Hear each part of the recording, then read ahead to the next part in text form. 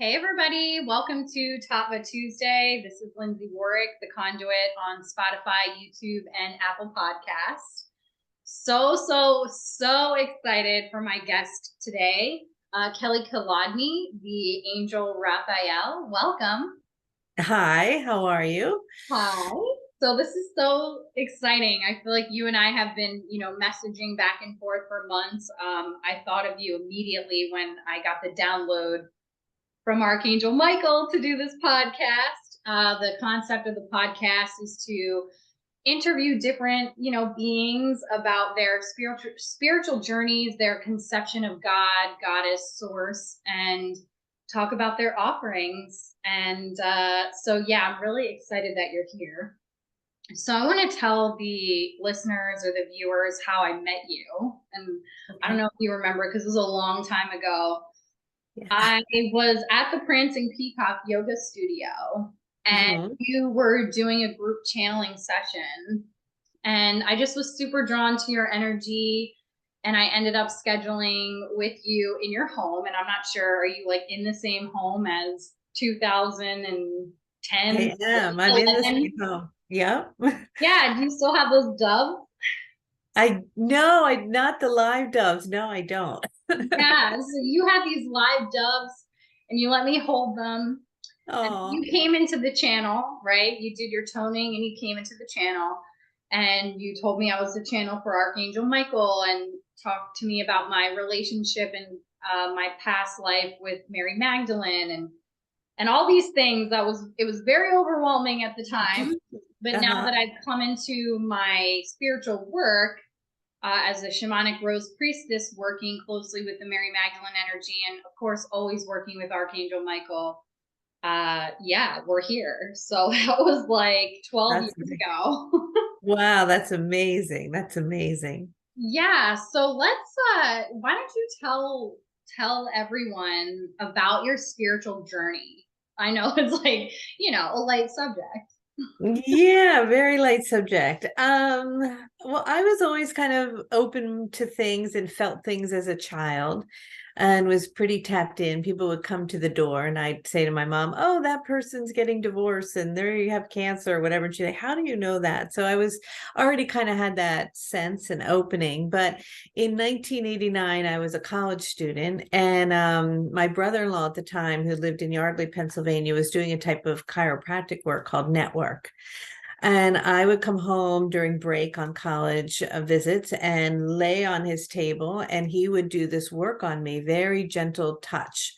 And it would work with the meninges in the spine very gently. And what I didn't realize at the time was it was opening a Kundalini awakening, but I didn't know any of that. And my body would start to roll on the table like in waves, like this, uncontrollably. And my hands would go back like this, and I would start to sing like, like that. Yeah. And it went on and on and on for hours. And I had no idea what was happening to me. But what was interesting, it was happening also to my sister simultaneously while she was on a table in the same room. And so our bodies would almost sync up together like a wave. And I would go in one wave and she would. And we would both then sit up at the same time and lay down. It was almost like a dance. And what was happening was that the energy was coming in so strongly that it was kind of moving through both of our bodies simultaneously. And that went on for several months, not really knowing what that was, but surprisingly open to it and continuing to get these things, which were called clear outs at the time. And then one day, an energy just started coming through my sister, and it went like it put its hands like this, and it was just like so beautiful. That's all it would say over and over. And I was raised Catholic, and at the time, my mom was like, "What is going on?" Like to Oh my yeah. sister, very concerned. And so the energy came in one Thanksgiving. It was so strong that one of my siblings almost like was pushed up against the wall from it. It was intense. And I graduated from school, moved in with my sister, and she was what we know today channeling, but we didn't really know what channeling was. There was no Google, like we had to go to the library. There weren't really books on it. It was kind of a thing. And we started to realize what was happening, but it wasn't controllable at the time. It would just come in and just be happening. And so we would record everything that Raphael was saying on these little old-fashioned tape recorders. And it was so much fun. And I was just kind of a participant. And then one day my sister went literally out to the grocery store, and the energy wanted to continue what it wanted to say. And it just came through my body. And I started to channel. And that was the beginning of my journey. And so that was during the harmonic convergence. And not a lot of people back in 89 were channeling. Today, it's like everybody is channeling. But it was definitely not something you were doing, and you weren't sharing it with people. That's for sure. And so we asked the energy what its name was, and it said, I am the Archangel Raphael. We're like, that can't even be possible.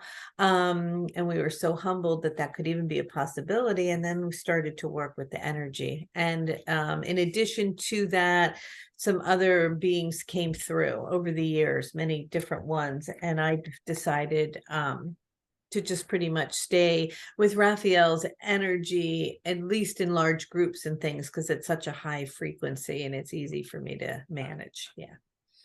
Yeah. I remember when I met you, your hair was dark, but you had Yeah. like a streak. And I Oh, that's remember you said interesting. that when you started channeling is when you got your hair, right? Started changing. No. What happened was when I was born with black hair, but I was born with a white streak. Oh, Yeah. And my mom said, she said, that's a sign of a psychic. And I was like, really? That's weird. And I didn't really think much of it. And I always had this little bit of white in my black hair. My hair was your color. And then I went through the dark night of the soul, and I got really, really, really, really, really sick in 2017. And my life kind of just fell apart. And I hit sort of rock bottom because became very, very, very ill. And that was a really intense journey for me. And through that process, I had to step into my power on many different levels. And that included really just being completely authentic to who it was that I am. And I had been dyeing my hair for years. And I was like, well, that's not really authentic to who I am. And not to mention it was toxic. So I stopped. And this is now the color of my hair. oh wow. Okay. Well, if you want to talk about your dark night of the soul, that's pretty wow. I didn't know that. I did not know that. Yeah, I'm just like Yeah. anything that you want to share about, maybe your experiences channeling, or like maybe even defining channeling, because maybe some people listening don't even know what that means. Yeah. So, I mean, when Raphael first came in and identified itself as Raphael, well, at least traditionally, religionally, in religion, we think of Raphael as this male energy with a green dress that's like big wings and everything. And the first thing that Raphael says is, I have no gender. I am not a male or a female. I am a spiral of white light at a higher frequency that descends into form. And that I have come to this planet at this time to bring forth messages of love and unity. And there will be a time on your planet, she told me this back in 1989, where things will begin to shift very rapidly and collapse. And during that time, my energy will become stronger, and more people across the globe will begin to channel, and there will be a shift in consciousness. And you'll know when that's really starting to happen, when water becomes either very scarce in certain areas and very abundant in terms of flooding in others. And we were like, what are they talking about? Because in 1989, none of that made any sense. So here we are. And so Raphael is, although defined as Raphael, we think of it that way, and that's the archetype in the energy of healing. It's really just an essence of being of higher frequency that we need to identify or put a name to make us feel more comfortable with it on a lot of levels. Just like Archangel Michael's archetype is very protective and strong and powerful. And right now I'm working with the Kali energy, which is like Oh, really intense, right? Really, really yes. intense. I love Kali Ma. Do you? Yeah. Now that's Yeah, an energy that I would have shied away from back in the 80s and 90s, or even she's a before fierce I got, feminine, what? very fierce feminine. Very fierce feminine, and I would have shied away from that even before my dark night of the soul. But sometimes that's the energy that we need to like take it to the next level. Yeah. So that's what I'm working with right now is Kali's energy. That's why I have these crazy posters behind me that are so dark and intense. They're not my usual angelic stuff, but about that fierce love, that love that loves everything and everyone, no matter what, that you can't hide from, that's kind of up in your face and is like, get up and get going kind of energy. Yeah. Yeah. She's kind of, I feel like her energy is, the ego eradicator energy as well, like cutting away the ego, working with shadow, like, so working the shadow work. She's, one of the rose priestesses with the lineage that I work with, the divine feminine. So, yeah, I think that is amazing that you're working with her energy. That's so great. Yeah. So are you like channeling some messages from her, or you personally are doing some shadow work with her?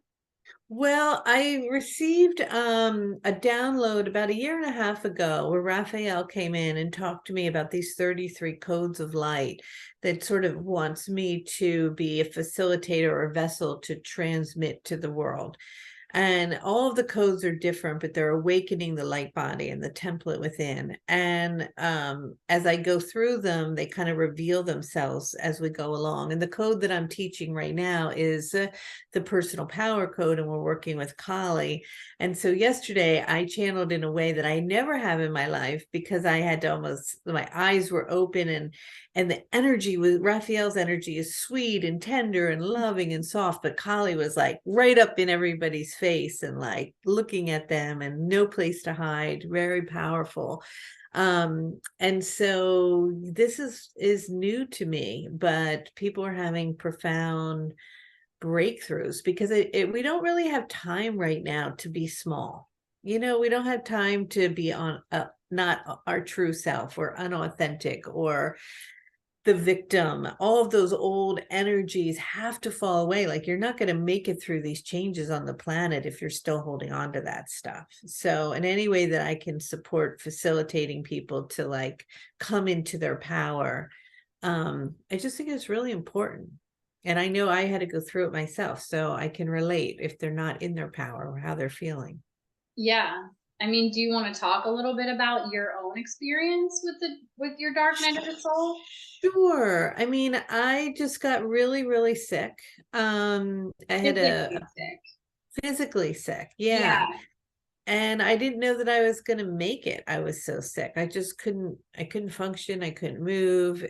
They said it was Crohn's disease, but then it wasn't. And it was like, the classic chronic autoimmune stuff that the doctors have no clue about. I tried every alternative thing known to man. I just wasn't really having any luck, and I was in pretty bad shape. And what I got in touch with was, yeah, there was obviously physical stuff going on. I had Lyme and all kinds of things that I had to address, but I really wasn't looking at the emotional part. And when I started to really step back and look at it, I realized that I had given my power away to a couple people in my life, in that I become, and it was very unconscious, and I realized that I had to come back into and reclaim my power and come into my own and be my own person and sort of separate. It was very entangled relationships, that with people that I loved very much, but I had lost myself, completely lost myself in their shadow. Actually, I was in their shadow and feeling unworthy and less than and unimportant and invisible. And it took a lot of work. And I would literally say to myself, I am powerful. I am powerful. And one night a jaguar came energetically to my room and, Yeah. yeah, sat on the foot of my bed and just looked at me. And it was sort of like, stop. You're not a victim in this. You need to look at your part and wake up and kind of get off your butt kind of energy.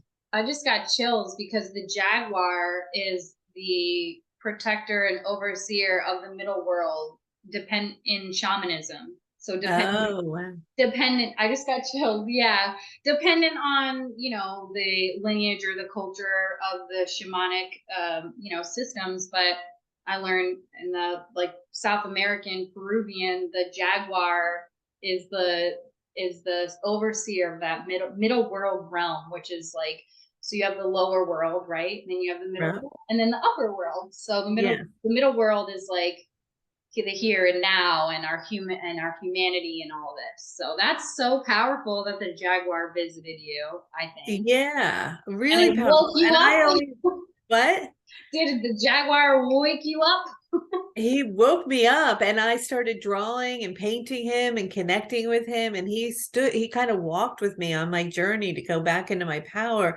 Because I had always lived up here in the etheric realm with the Yes. angels and like, so, oh, Kelly's so sweet and all that. I was missing that like anchored, grounded, powerful, rooted, primordial piece. And Yeah. somehow I had diminished that, or somehow that was dark or not part of. I was like, oh, I'm like a fairy, but that wasn't healthy. And I had to integrate both parts. And so the jaguar was the first part of that. And then my hair, which was black, like the jaguar, went through the transition. And then Sekhmet came, and I started to work Oh, Sekhmet's energy, and she will yeah. knock you on your ass, right? And then my hair turned white, and I transformed into the white lion. So I think of myself as a white lion now. I absolutely love that. And I love the Egyptian energies as well. That's so powerful. And I love the lion energy. It's all so powerful. Um, Right? Yeah. yes. So So, not shying away from the shadow, facing it is kind of the energy I'm in right now. loving Yeah, it too, not stuffing it. You know what I mean? Like, yeah.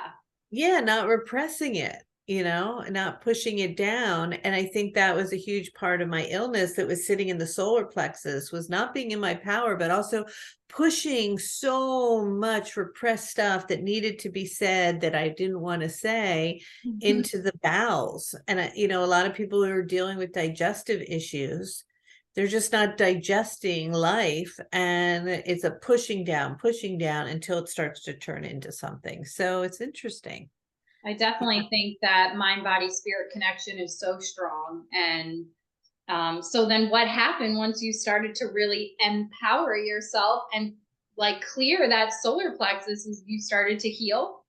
Not only did I healed physically, and I'm so much stronger and healthier now, and I get up at 5 and I work all day and I'm like in love with life, but my business went from, yeah, sharing what the work that I do with a couple hundred people to hundreds of thousands of people. And then Yeah. it went from here to here. And it was I just because I got was chills in, again. yeah, because I was in my power and I had a gift to share, and I share it. And now I get in the morning on calls, and we can have sometimes 800 people on certain calls, or 1,000. And my Instagram went from 300 people to 30,000 people. So there was a direct correlation from clearing the shadow, releasing old stuff, and opening up then to my purpose. And I think that's an important message for other people too, to realize, like, that are on the spiritual path and want to align with their divine purpose and want to share things, and it's not quite going yet. Don't give up. Like, sometimes there's just more pieces that need to be healed first. Well, that's wonderful to hear. I'm sure, I don't know if you've seen or listened to any of the other episodes, but I was, hustling and grinding in the matrix, as I call it, corporate world. And then I was at the end of my shamanic rose priestess mentorship, like 2 years of work, of self work. And Wow. I lost my job in November, and I haven't been able to get back into the matrix. And I've been trying to embrace my own spiritual gifts and offerings. So that is a great thing for me to hear, because I'm ready, to go back into the matrix and do what I need to do. And it's that was something that I definitely think I needed to hear today. So thank you for saying that. Yeah, you don't have to. It will happen, and you can trust in it. And it's not easy to take that leap of faith. It's a big, and that's that Kali energy that forces us to kind of take some risks and really trust in ourselves. And it can be rocky along the way. And that doesn't mean that people don't build a bridge, you know, like if you're trying to do something in the meantime, you have to pay your bills, we have to have some reality. But just keep that eye focused on your dreams and keep going there. Yeah. Yeah. So what kind of, like you said, you work all day. So like, what are your days like and what are the different offerings that you have? I mean, I know like years ago I came to your home and you did a private channeling session with me. I know I also experienced you in a group setting at Prancing Peacock Yoga Studio. So like, what types of offerings do you have now? Well, everything with COVID shifted, you know, Oh, and it's like everything's on Zoom now. I know. Here we are. So I'm going to get back to doing live events. I don't do personal readings anymore. I just don't have the time. But my day looks like I get up, believe it or not, between 4 and 5, and I meditate. And I have a pretty strict routine for my body, and getting like centered. And then I teach every morning. People are in an IM membership, and we do codes. And the one we're in now is a personal power. Before that, we were working with the creation code in Sophia. Before that, we were working with the self-love and the divine mother. Before that, we were working with the DNA activation or the soul contract with the council of light, the star seed energy. So there's 33 to cover, and we've done 11 so far. So these people are on this journey with me, and people can pop in and out whenever they wish. And it's a really powerful work, but it requires a willingness to really engage in it and to open up, and it'll shift things. People have had physical miracles, a lot of abundance flowing in, shaking up of things that they weren't ready to let go of, that they've been kind of forced to. So sometimes in the surface that doesn't look so great, but in the end it's a blessing. So yeah, that's what we're doing. We're awakening the light body. And that's amazing. And thank you for, you know, your service on the planet.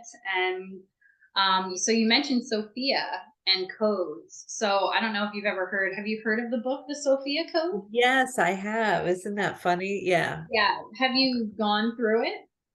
I read that a very long time ago. Wow. Yeah, and it's And interesting that there's some similarity there. As of course, yeah, it's all universal information, right? That's coming in. It's all the same thing. It's the beings in the higher dimensions are just trying to communicate the same thing through all of us in different ways, where so certain audiences can hear it. But yeah, no, that's a beautiful work. I love the transmissions in that book. Really great. yeah, when you said Yeah. DNA activation, that's sort of like what I started thinking of. And when I read it the first time, it completely up leveled me and called in some of my karma. And it was honestly a rough time because it was like, do you really want to upgrade yourself and become this empowered feminine? And so that was, yeah. I mean, I think when we call in ascension, like we're calling in some of our karma, and it's like we have to clear that karma. At least that's what I think. I don't know what you think or receive Yeah, about no, that. I mean, we're bringing stuff up that's stored and repressed on any level, right? Karmic, and it has to be cleared. We can't heal until we clear it. Yeah. You have to go through it. A lot of people like to bypass it. You know, they think that the spiritual path is like, oh, I'm up here meditating, but no. It's really It's not. no, it's both. Yeah. It's a lot of like, you know, looking at self and work, like you said. And I feel like I've had like multiple dark nights of the souls. And for me, I feel like spirit also like knocks me on my butt with illness. Like, you know, Okay. I went to Costa Rica when I was 27. I wanted to move there and I went there and I got dengue fever there. I literally was like ready to die there in the jungle. And Wow. yeah, I ended up coming back to the States after that and rebuilding my life. And so, yeah, for me, I feel like spirit has to slows me down through some type of illness as well. How long were you sick for? I mean, I've been sick kind of my whole life, since the age of 6 on and off, but that period that was so bad was about 2.5 years. Wow. And were you, I'm sure you weren't doing any work at that time? No, I shut everything down. People Well, were yeah. contacting me and I was like, no, I had nothing to give. I mean, I ended up going to an Ayurvedic place to do panchakarma, in Iowa of all places. And I was so sick that I couldn't get on the plane by myself. Casey, my son, had to escort me there. So yeah, really sick. Oh my gosh. Well, I'm glad that you have healed and you're Thank back and you. doing all Yeah. this work and embracing the fierce feminine energy as well. Like, I Mhm. love that so much. I'm like, did you, like, I'm curious, like, do you have conversations with Angel Raphael? Like, or is it like, and how does it come through? Do you hear it or is it like your own voice? Like, I'm just curious how it translates for you. I feel like it can translate differently for different people. Yeah, what's interesting is it's changed over the years a lot. When I first started to channel, I was completely unconscious and I would tone and sing. My hands would move and I'd rock and the energy would come in. And Raphael would talk very quickly and almost in a poetic way. Yeah. Beautiful messages. And Mhm. then it would be finished and I would come out of it and I would say, what did Raphael say? I had no idea. Yeah, I remember. Totally unconscious. Okay. And then I continued channeling in the same way, except for it became more like a dream. You know, when you wake up from a dream and you remember some of the dream, but not all of it. Mhm. And now I would say I'm much more of a conscious channel, meaning I'm pretty aware of everything that's coming through. Um, but for me, it's just sort of about getting out of the way and allowing the spirit to flow through and to share what it needs to share. But now I can be more conscious with it. And I think that the reason it's more in alignment with my awareness and my consciousness and I'm more awake is, and I don't want this in any way to sound egotistical, so I'm trying to make sure it's not, but I think my vibration now has matched the vibration of the energy I'm working with. So I'm conscious of what's coming in. Um, so it's just a stream of higher consciousness and downloads and light and healing that it's just like a willingness to surrender to it and it's accessible to everybody. Yeah.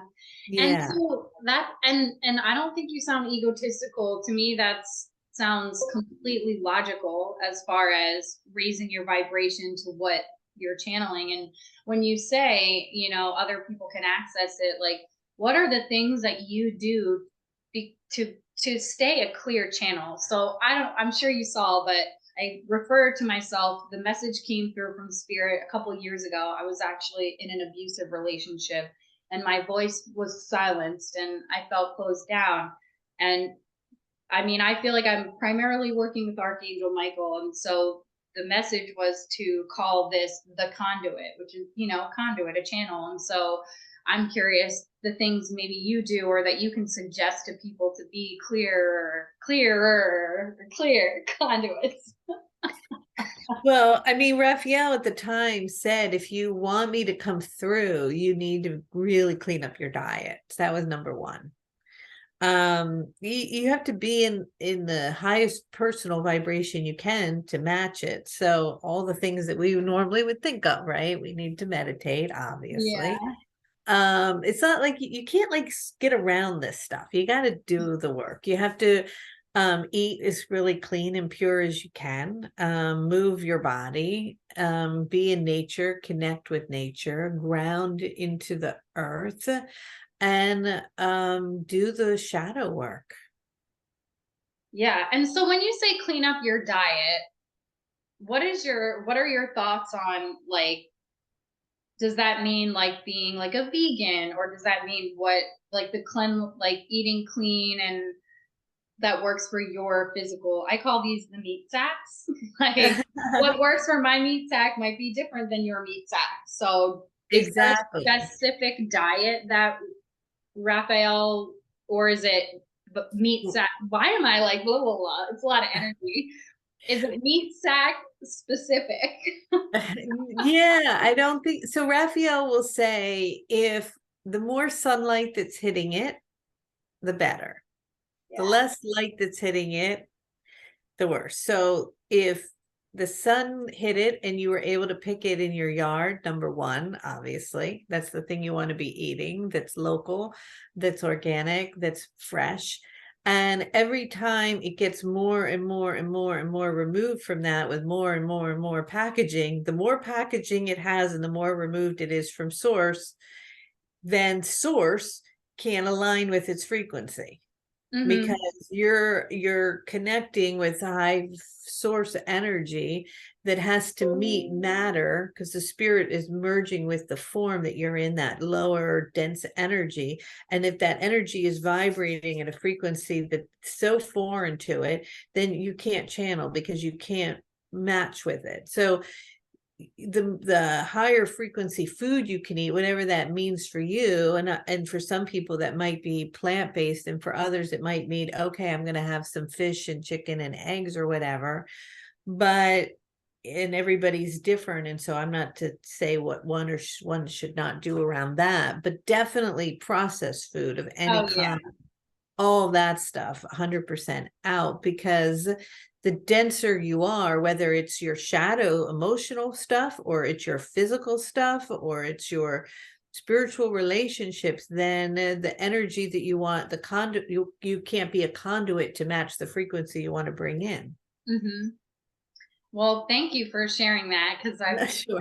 I've had conversations with other people, and I've always thought of it as well. So to me, everything you said feels in resonance. That makes sense to me, and so thanks for sharing that. Yeah, Too. sure. So I know you also said, like, you started in '89 and now everyone's channeling. Do you do you have a comment on that? And then also, like, how can we be sure that people are channeling high frequency? Well, that's where discernment comes in. And I think that discernment is going to be so valuable. It's always been a valuable thing, but so much is changing in our world so rapidly. And it's so hard, even in the last maybe 3 to 5 years, to know what's true and what's not true, right? In terms of information coming from the media or politics, and hard to know now as we move into AI and AI starts to create videos, pictures, write things, not knowing where the source is, where that's coming from. The discernment will be so key, because we will have to discern based on opening our heart and attuning to the frequency and the vibration of someone, not so much the outside appearance. So that old saying, like, look in, it's not what they look like on the outside, it's the inside, is really going to matter, because you're going to have to be able to read people's vibration, and almost disregard the outside stuff in order to discern what's real and what isn't real. So when people say they're channeling, obviously when they're telling you what to do, that's a red flag. Oh yeah. Yeah. If they're I never tell. Yeah. if they're predicting what's going to happen in a very strong way, and there's like, you're definitely something, red Ooh, flag, because you have free yeah. will and Free choose will. Yes. The first lesson I ever learned. You too. free will. If you get to pick your own timeline. Mhm. And if it's not, if it's comparing or putting down other things or saying my way is the only way, and if it's not Oh, in alignment with love, all those things, red flags. They're clearly not channeling a high frequency then. I'd have to agree with you, because those are the things that when I started sitting with the energy, because you really were so pivotal on my spiritual journey. Oh, Your yeah. suggestions, like, I took them and I I bought books about Mary Magdalene and I read about her, and, also Archangel Michael, like as soon as you came in. And I think this was the time where you were unconscious during channeling. And, Okay. yeah, you said that, these are the things that I needed to do. And the being that's working with me is like Archangel Michael. And I just was like, like it's so much. And it's been such a journey ever since. And those are the lessons when you told me what I needed to do to connect to the energy. That was the first thing that came was, okay, free will, like free will and integrity and honesty and truth. And I just got chilled again. And yeah, so I'd have to say, yeah, because I do see a lot of, I'm channeling, I'm a psychic, and I'm this. And I think that we're all really powerful. Like we all have the ability, but yeah, like we have to keep ourselves clear and our everything clear. And so, yeah, I'm just grateful that you shared that as well. Yeah. And also, what's the agenda behind it? Yeah. That's part of the discernment, whether in anything, do they have an agenda? What's the agenda? Yeah. I feel And like, is it pure? yeah, Yeah. absolutely. Yeah, absolutely. Because, it's like, why are we doing the things that we do? And I shared a little that I was in a pretty abusive relationship. And so I felt silence, like my voice was silenced, my throat chakra was closed down. And, you know, when I was meditating, I received like, you should do a podcast and interview these people that you've met along your journey to share like God's light, pretty much. Like, how do we like connect with God and source? And I don't even have an agenda. I'm still doing it. And it's like, don't even have like a full-time job. I'm literally, just doing this. I don't even know why, but it like feels aligned with what I should be doing. That's so beautiful. I'm so Is glad to it, or hear is that. it crazy? Because it's like, Yeah, I don't have advertisements or any of that stuff. I'm just doing it. So, that's so great. and Good for you. thanks. Yeah, I like it. I Yeah. like talking about this stuff really like just elevates me. And I hope it elevates other people that listen and watch it as well. Because I feel like my primary purpose on this planet is to help with ascension. So, and yours too. So here we are. Here we are. It's amazing. Yeah, all of us are doing it. And even when somebody is channeling and it's not of the highest frequency, it might be a match for somebody somewhere. Like we're Yeah. all on our own journey, and I don't usually even judge it. Or the other thing is you usually won't even tune into it because it's just not in your field. Mhm. But everybody has the capacity to channel. It's basically just connecting to the I am that I am presence and opening it up and allowing it to come in. Yeah. Yeah. So Yeah. amazing. So I know we have a little bit of time left. Okay. Is there anything else that you'd like to share, like, of course, as yourself, like about your journey or anything, maybe any client experiences? I know I read the book, The Healing Consciousness, and I know that you were a part of that book, and that book really moved me and shifted me. So I don't know if you want to talk a little bit about that or anything. Gosh, that was Dr. Beth Dupree. So she's a breast cancer surgeon. Yeah. And my mother went to her because she had colon cancer and she was recommended at the time. And Beth did surgery on her. And then my dad mentioned that I channeled, and somehow we ended up meeting. And my mom always said she had to get colon cancer so that Beth and I could meet. Yeah. And anyway, Beth's a powerhouse and really powerful breast cancer surgeon, advocate for women all over the world. And she would come to my house and I would channel. And during the period that I was channeling for her, I was also channeling the Divine Mother.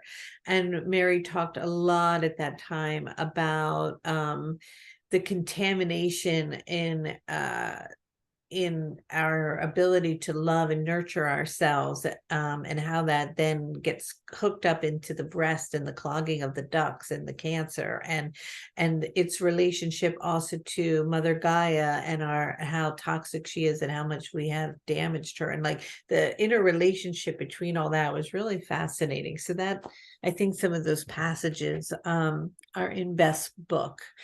But yeah, I Mhm. guess if I was going to leave with anything in general, is that a lot of people are feeling hopeless. Like, I mean, to be all honest, that the world's falling apart. Yeah. We're in a really difficult time. Yeah. But I want to remind everybody that at the same time, people all over the globe, and I see this every day, are waking up spiritually, are opening their hearts, are in integrity, are sharing their gifts, are remembering how to connect to the gods and the goddesses and the higher beings and the angels, and are doing the work. And that we get to choose the timeline of the unfolding of this planet together collectively. And we get to choose love, or we're going to choose fear and spiral into something where it'll explode, and we'll move on to something else, right? We get to make a choice. So I guess I would want to leave people with a sense of hope that they are that butterfly flapping in the wings, that it's wings that is affecting that iceberg, like it's all connected, and that everybody's consciousness and everybody's effort and willingness to keep choosing love will create a higher timeline. And that's what we're all working toward together. But we need each other. We all have to do it. I think that's really beautiful and also really real because of the whole aspect of free will. I was going to ask you, like, if you've received, any downloads about AI and all this, because that kind of it like I was actually working in like telematics, like the navigation management systems before I got kicked out of the matrix, and I saw some of the AI technology, and I'm just like, what is happening? I don't know if you want to comment on Yeah. that or if there's I another mean, thing that you've already, put out there about it. I haven't put much out there about it. And it's a really important, I guess I'll say this, it's super important, especially for the children, to disengage and unplug them as much as possible from their iPads, their phones, their computers, and get them in nature, so that energetically there's not a whole species of us that just moves into a completely different reality that's just plugged into an information system that is programming us, that we have to return to nature and to Mother Earth again, and to community, and to communicating with each other and touching each other and being real and being together. And I think that eventually, as things unfold, there'll be some fractions, in the sense that a lot of communities will kind of come up where people will gather in ceremony, in spirit, in farming, and schooling, in different ways, where we kind of go back to our indigenous roots a bit, and at the same time embrace our technology and our advancements to heal the earth. But will be conscious and aware. And then I think there will be other pockets that will really go down that rabbit hole and get so lost in it that they won't even realize that they're in it, which is like being in the matrix. And we're at this critical juncture right now on timelines. And a lot of the energies that come through talk about the splitting of the earth and the new earth being born. And I never like to talk about like good and evil, or there's something bad out there trying to do something to us, because it's all part of us. Ultimately, we're all one thing, like when you step back from all of it. But it just keeps coming back to, am I choosing love, or am I choosing fear? Am I choosing love, or am I choosing fear? And what are other people's agendas, and what is my agenda? And is it based in greed, or is it based in service? I think that that's another piece that's huge, and really connecting back to the earth, so that we can pick this timeline, where we kind of pull out of this thing. But we're in the middle of the collapse right now. We're watching Yeah, the dismantling. We're I right feel in. that. I Yeah. feel that. I feel like sometimes like my body is like synced up with the earth and I'm feeling things before they happen. And um I resonate with what you said as well. Like that feels like aligned with what I've seen and what's happening. And um I'm also kind of curious about, like, I don't know, I'm sure maybe you've already channeled about COVID and what all that was happening. And I don't know if you wanted to Yeah. revisit I mean, that. I usually don't touch that. It's so controversial about the Yeah. vaccine, all that stuff. So again, it's about discerning vibration, Mhm. Yeah, discerning agendas, I get discerning. it because I normally don't comment or bring it up either. So I Yeah, get it. yeah, everybody has to make their own decision, their own choice. They have to look at what feels right energetically, and kind of step back. And a lot of times when we're in something, especially in a crisis, we can easily get caught up in the hoopla of the crisis. And then when the crisis is over and we kind of pull back and we take a broader perspective, we're like, oh, interesting, right? So it's probably a lesson in that to remember, as more crises, and they will keep coming, um, not to go down the rabbit hole in it, but to try to pull back and look at it from a bigger perspective, and just try to sense the frequency around it and not get caught in the fear so much. And I'm not saying that COVID was a real thing and a lot of Oh, people died and it oh was yeah. horrible and Yeah. just heartbreaking on so many levels. So I don't want to, be misinterpreted in any way around all of that. And I think it also brought a lot of positive things and forced people to disconnect and reflect and a lot of great things, right? So Mhm. everything has its purpose. But yeah, we've got, I was been obsessed with Turkey for the last 3 weeks. If you talk to all the people in my class, they'll verify that. And then this earthquake happened. And it's like, sometimes you wonder, is something about to unfold and you're picking up on the frequency? Does that mean that the timeline is already in place, and it's so set in motion in the collective that it's going to happen? Can we reverse those things, and how can we reverse them? All of that. It's really fascinating. It is super fascinating. I think in general, like this collective timeline, it's like a really intense timeline.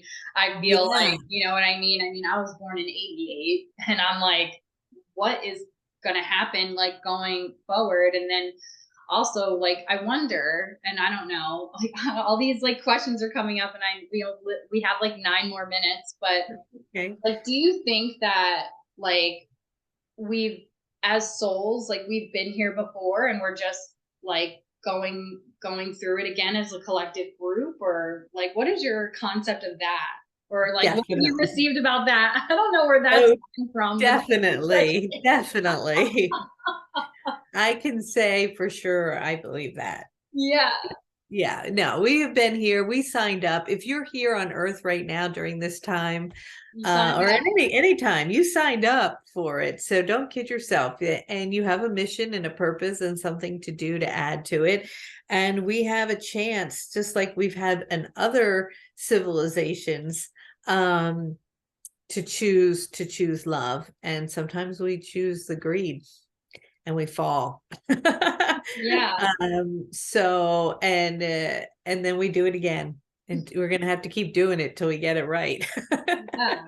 And then what happens when we get it right? I don't know. We're just we're playing with matter and form, and we are creation itself, playing with our own creation. And at some point, we'll wake up to that knowing, and then the game shifts into, we move into a different field, a different vibration. And so the forgetting is so strong, it's so deep, it's so old that we're walking around, unconscious basically. And that's why people say, oh, that person's awake. They awaken to the fact of their own divinity. And so we need a certain amount of people on the planet to do that. And that will come in different forms. Some will come from the work I do. Some will come from sitting in a monastery chanting as a monk. Some will come from sitting in a mosque. Some of it will come from being in church on Sunday. You know, it's like there's no one way to get there. It's this awakening to love, and it's happening around the globe in different cultures and in different ways. And some people, it will be completely disconnecting from any sort of thing like that and just being in nature. And that's probably the Yeah. best way, right? Yeah. But we've got to get there. We got to get there. Well, thank you so, so much, like, for your time and energy and just presence and your light and your messages. My If pleasure. people want to join, what you're offering, your codes, or if people want to just follow you, I know you're on Instagram. So if you want to Yeah. talk about how people can kind of connect with you. Sure, they can connect with me on Instagram. It's Kelly_the Angel Raphael. They can go to my website, theangelraphael.com. And yeah, they can pop in on a free call every Sunday at 2 o'clock and get a taste of me channeling, tune into Raphael's vibration, sense the love, and then discern if that vibration is a match for them or not. And if they want to work with me, then they can do that. Yeah. Love it. Well, thank you so, so much. I know that you kind of said your other thoughts before, but is there anything else that you want to share before we close? No, I always end everything with love, love, love. Love it. Love, love. I love it. So Love it. thank you so much to the listeners or viewers, however you're, consuming the information today. I thought that this was a really fascinating and uplifting conversation. So thank you so much to Kelly, and I will check you guys out later. All right. Thanks, Lindsay. Thanks for having me. You're welcome. All right.